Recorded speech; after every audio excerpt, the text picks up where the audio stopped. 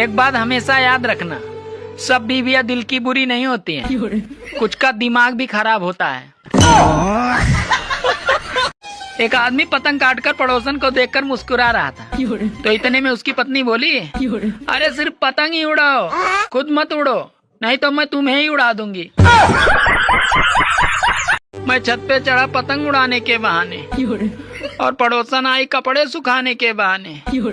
ये देखकर बीबी डंडा लेकर आई बंदर भगाने के बहाने। आजकल धूप तो ऐसे दिखती है जैसे नई नवेली दुल्हन का मुंह दिखती है। अगर आपको प्रवचन कराना है तो महात्माओं के चक्कर में न पड़े, क्योंकि पत्नी से अच्छा प्रवचन कोई नहीं दे सकता।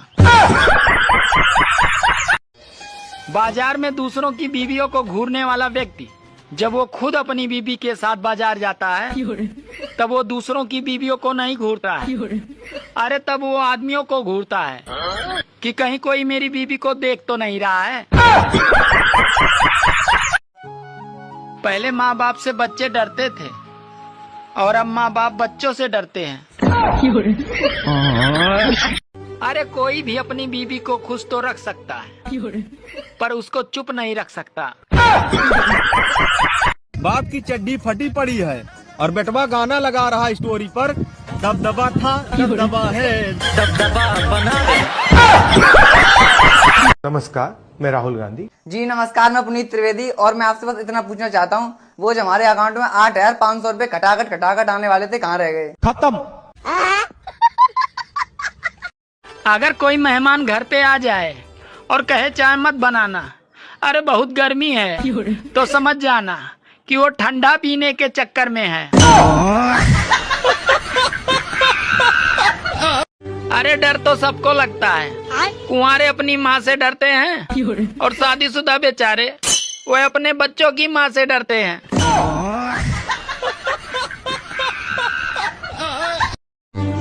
जिम्मेदारियां इंसान को मजबूर कर देती है। अब देखिए ना, पहले मैं सुबह 10 बजे सोकर उठता था, पर जब से मेरे यहाँ नई नई पड़ोसन आई है तब से मैं सुबह 5 बजे ही उठ जाता हूँ। अरे शादीशुदा का प्यार और महाकुंभ का प्रसाद हर किसी के नसीब में नहीं है।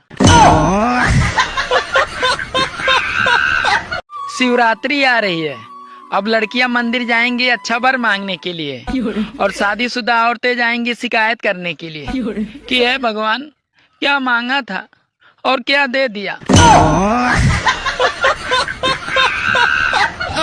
जैसे ही मैंने पूजा के लिए आंख बंद की तो भोलेनाथ बोले, अरे यही त्रिशूल फेंक के मारूंगा अगर इस बार भी फिर किसी लड़की का नाम मेरे सामने लिया तो। मुझे एक बात समझ नहीं आती, अगर बेटियां सबकी अच्छी होती हैं तो फिर इतनी खतरनाक बीवियां कहां से आ जाती हैं।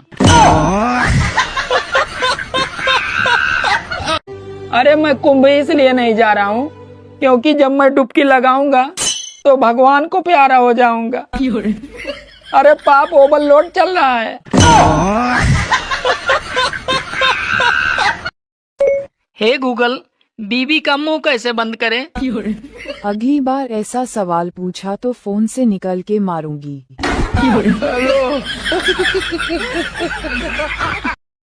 अच्छा, एक किसका आविष्कार उस मर्द ने किया होगा जिसे औरत को चुप कराने का कोई दूसरा तरीका नहीं आता होगा।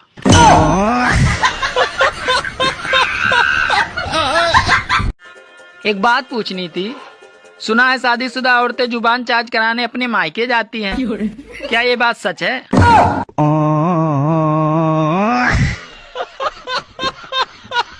मुझे एक बात समझ नहीं आती, ये शादी वाले स्थान को मंडप क्यों कहते हैं? अरे इसे घटना स्थल क्यों नहीं कहते?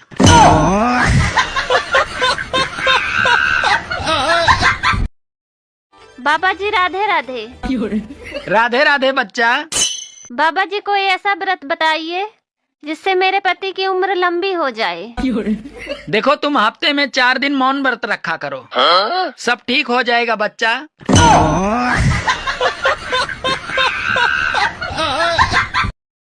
बाबा जी राधे राधे। राधे राधे बच्चा। बाबा जी कोई ऐसा व्रत बताइए जिससे मेरे पति की उम्र लंबी हो जाए।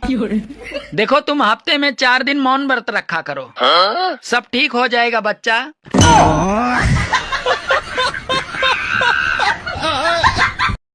एक लड़का लड़की देखने गया तो लड़का लड़की से पूछा तुम कितनी पढ़ी हो?